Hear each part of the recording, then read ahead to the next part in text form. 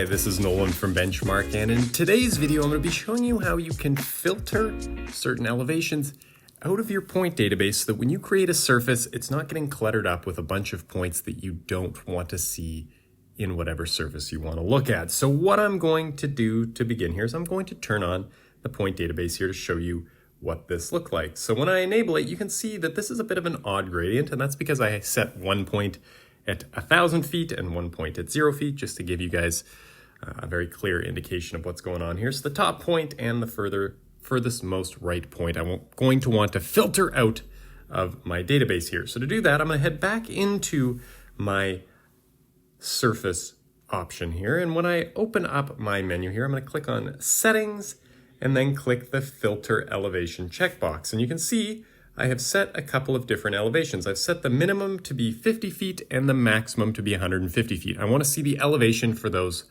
specific points inside of that elevation range. And now when I click on OK with that setting set, you're going to see that I've eliminated that top point and the furthest most right point. So I've isolated only to the points that I need to see in my surface.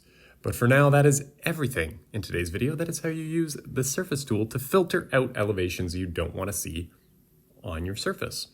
And if you have a moment, I'd please ask you to hit that subscribe button down below. It really does help us out and helps me keep making these videos. And if you have any questions about anything you've seen in today's video or any questions about anything you've seen on our YouTube channel, please give us a call at 1-888-286-3204 or visit us on the web at bench-mark.ca.